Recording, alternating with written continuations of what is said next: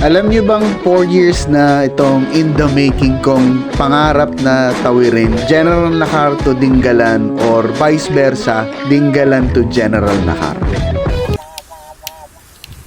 Kung first time ko pa lang napadpad dito sa aking channel, ako nga pala si Kuyang Bay. Mahilig ako mag-trail. Gusto ko yung malapit lang sa Metro Manila para madaling i-bike all the way. Maghahating gabi, papunta kami ng Marikina. Meet up namin sa bandang Masinag. Sasakay kami ng kotse, papunta ng General Nakar. Yan!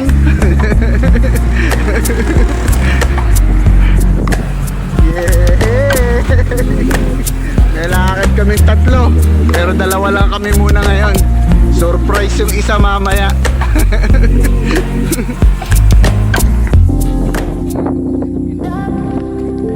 Invite ride siya ni Kuyang Francis Alba. Tas kasama din natin dito sa ride si Juana Ride o si Kuyang JR Cruz. Samahan niyo ako muli dito sa General Nakar. Pangatlong beses na natin na pagbisita din dito. Ang General Nakar ay matatagpuan sa northern part ng Luzon. Borderline siya ng dalawang probinsya, ang Aurora at saka ng Quezon, na may malaking bahagi ng coastal road sa Pasipiko. Gusto ko lang. Start na. Mahilig ako sa trail. Siguro dahil nung bata pa ako, tumira ako sa ganitong klaseng lugar. Tumira ako sa Surigao del Sur, sa parte ng Mindanao to. Dulong bayan din, nakaharap sa Pasipiko. Yung kalsada namin, gawa siya sa limestone. Kapag summer, ganito, sobrang alikabok niya. Mamumuti ka pag dinaanan ka ng sasakyan. First time ng Pulsus bike ni Kuyang Francis Alba. Kaya excited siyang i-testing agad dito sa trail ng General Nakar. Salamat nga pala sa point of view ni Juana Ride dito. Maraming sumisikat na lugar dito sa bayan ng General Nakar ang nakikita na unti-unti sa madlang people. Katulad na lang nitong tulay na to na matatagpuan sa Barangay Magsikap. Ito yung Ikdan Bridge. Pagkatapos mong lumusong ng pagkahaba-haba, parang mga nasa 5 kilometro ata yung lusong na yon. Ito yung makikita mo. Hindi kayang i-justify ng camera ko dito. Kaya bahala na kayo mag-research dito sa lugar na to. Napakaganda ng ilog dito at napakalinaw. Ang lamig-lamig.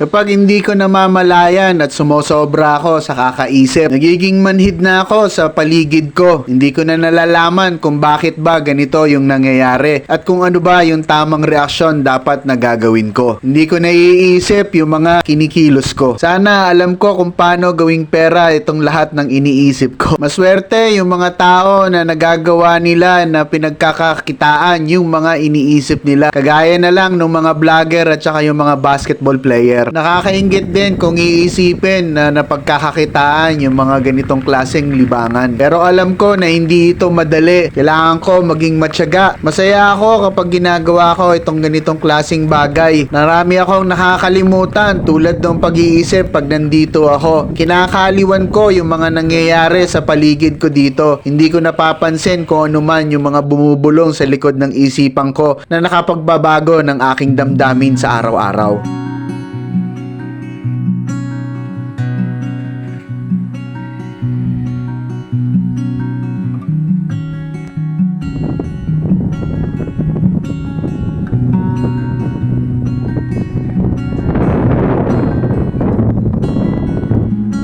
Nakakamangha itong experience ko ngayong araw dito. Unang beses namin pumasok dito sa Barangay Magsikap. Malimit namin dinadaanan yung bagong bypass road na bagong gawang kalsada sa bundok. Maraming ahon yon at saka lusong. Mas mahaba siya pero maganda yung view na makikita mo habang bumabaybay ka sa kabundukan ng Sierra Madre na may overlooking din ng dagat dito.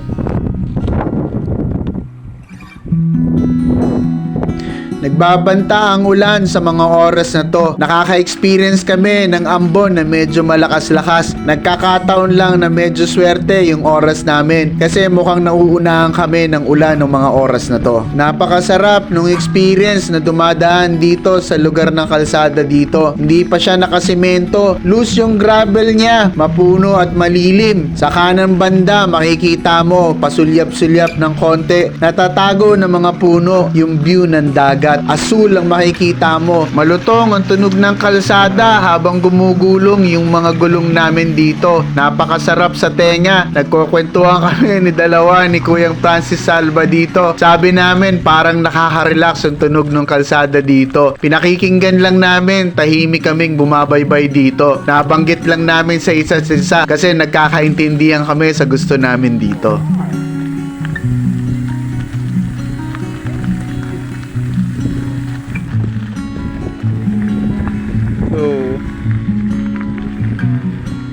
Lang eh.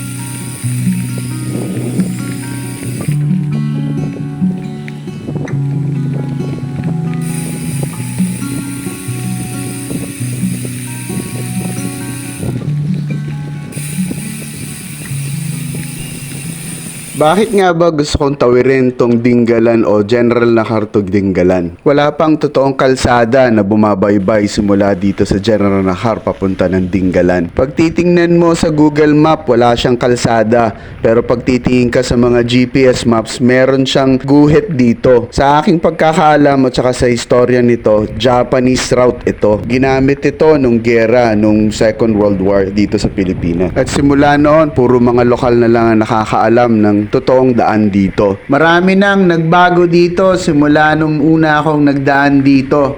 Una ko siyang napansin mga bandang 2015. Brusco Pacifico ng Sandugo. Nakakamangha yung mga unang larawan at video na nanggaling dito. Ang General Nakar ay hindi pa kilala nung mga unang panahon nun at wala pa rin masyadong kabahayan. Hindi ganito yung kalsada dito. Makitid lang, single track, daang tao.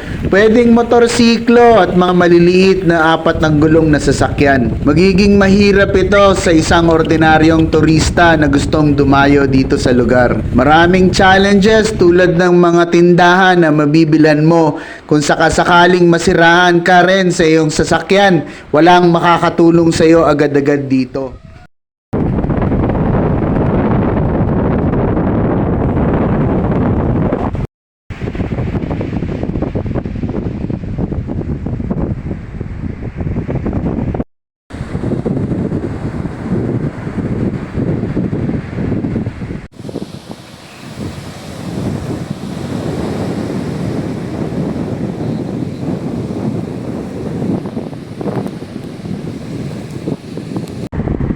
Pacific Ocean. Yung Tulaog Beach. Kasi ito, dinedevelop pa lang.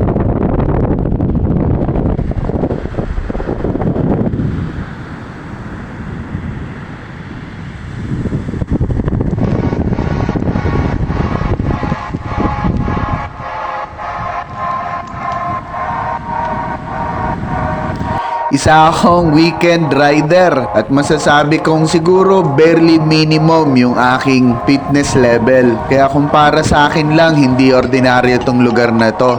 Napakahirap ito. Maraming challenges para sa akin dito. Pero relaxing yung feeling kapag pumupunta kami sa mga ganitong lugar na binibisita namin.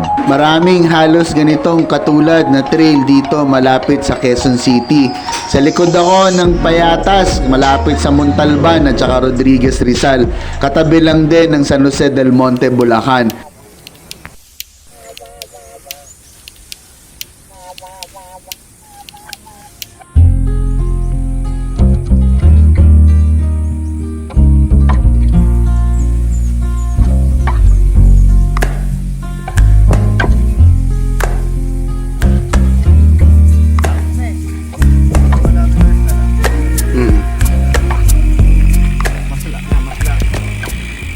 May humigit kumulang 2 taon na nang huli kami uling pumunta dito.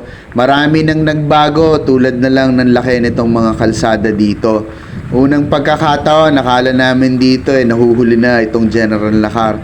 Pero sa pagbalik namin dito ngayon laki na pinagbago ng itsura ng kalsada. Marami na ring mga kabahayan na makikita mo mga bagong nagsusulputan sa tabi ng kalsada. At kapag titingnan mo din sa mapa ngayon, makikita mo na yung General Lacar Dingalan Road. Dadalawang taon pa lang yan Sa wakas, narating na rin namin itong paborito naming tambayan. Isa sang dumagat community. Mabait yung mga tao dito. Nakikilala na rin kami. May isang umaaruga sa amin dito na taga Maynila. Nagtatrabaho siya para sa mga NGO. Napakabait niya. Nakalimutan ko lang yung pangalan niya. Shoutout kay Kuyang.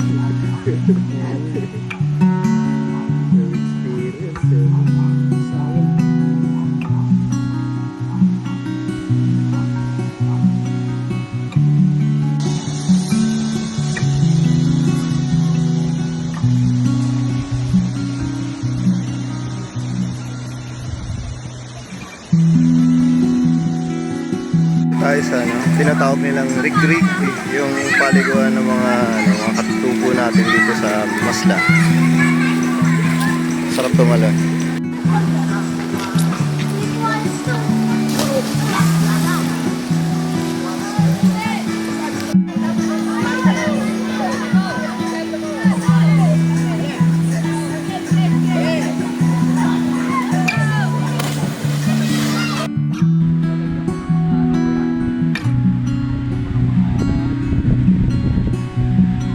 Lang. Lagayan na makapangarga yung Mga bag na. Talagang backpacking na. Nakatambay din kami dito ng halos 3 oras o humigit pa. Nakakonekta sa lupa yung mga paa namin dito. Natulog ako nang walang sapin sa mga buhangin o pebbles. Malamig sa likod, presko. Maraming masasayang alaala nagbalik sa akin noong bata pa ako na nakatira pa kami sa bundok. Marahil isa itong pagbabalik tanaw. Mga alaala na nakalimutan ko dahil sa pagkabisi sa buhay-buhay dito sa syudad. Marahil hindi ito isang ordinaryo. Marami sa atin nakaka-experience na ganitong mga bagay. Nagiging manhid tayo sa mga simpleng pamumuhay dito sa probinsya.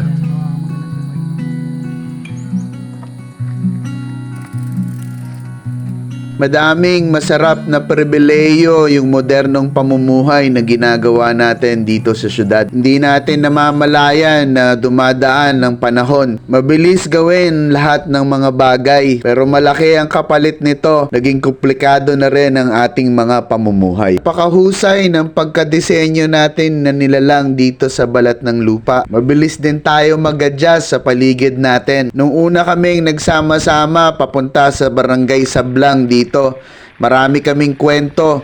Marami sa kwento namin yung mga buhay-buhay na ginagawa namin sa araw-araw. Ito yung mga frustration at procrastinations na nangyayari sa mga isipan natin. Ngunit sa nagdaang mga oras, unti-unti nitong binabago ang mga pakiramdam namin. Dito habang papauwi kami, malaki ang pinagkaiba nung papunta kami dahil sa init ng araw. Naglalaro ang tadhana nung mga oras na yon. Malamig ang ihip ng hangin na nanggagaling sa bundok. Mainit naman yung hangin na nanggagaling sa Pasipiko. Kaya halos inuulan yung kalsada na dinadaanan namin papuntang Sablang. Mainit at malinsangan yung panahon na nagbabago-bago.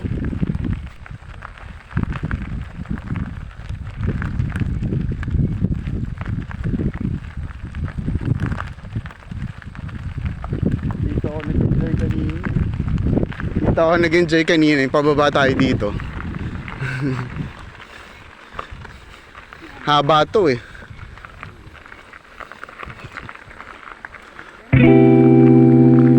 Unti-unti habang papalapit kami sa aming destinasyon, malapit na rin lumubog ang haring araw. Tahimik kaming bumabaybay dito sa kalsada ngayon. Marami sa mga experience namin sa ngayong araw na to ay pinoproseso na rin namin. Malutong ang tunog ng gulong na lumalapat sa kalsada. Malamig ang simoy ng hangin na dumadampi sa aming mga balat dito.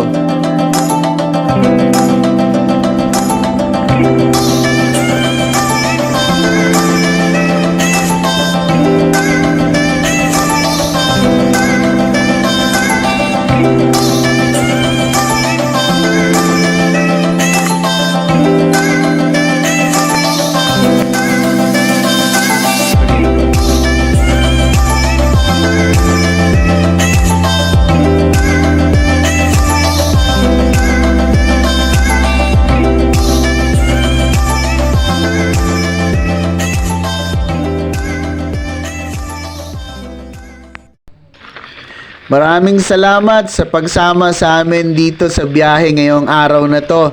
Itong pananatili mo napakalaking tulong sa akin. Makikiusap din ako kung sakali maaaring kung nagustuhan mo itong video ko i-like mo. Kung hindi ka pa subscribe, subscribe ka na din.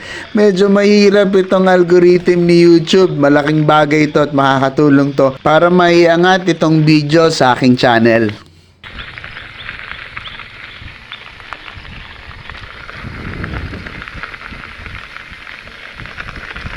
Hapon na. Madilim na almost. So pababa na kami dun sa Penal Colony, malapit. So tapos na yung mahabang ahon. Masarap yung mga experience namin itong araw na to.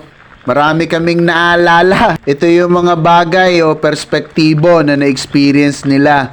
Hindi ko kwento yon, mga kwento nila. At galing dito, bubuuin ko itong istorya na ikukwento ko sa inyo. Maiksi lang ang itatagal natin sa mundong ibabaw na to. Napaka-importante ng experience natin sa bawat isa. Sabi nga ng kasabihan, hindi tayo mabubuhay para sa sarili lang natin, kundi para din dapat sa mga kasama natin dito na bumabaybay din sa mundong ibabaw. Napakasarap nung lusong na ginawa ni Juan na ride dito, kaya pababayaan ko na kayo pakinggan at tingnan itong lusong namin. Magiging inspire sana sa inyo na puntahan itong lugar na to. Napakasarap nitong lugar na to, mga kuyang. Kita tayo sa train!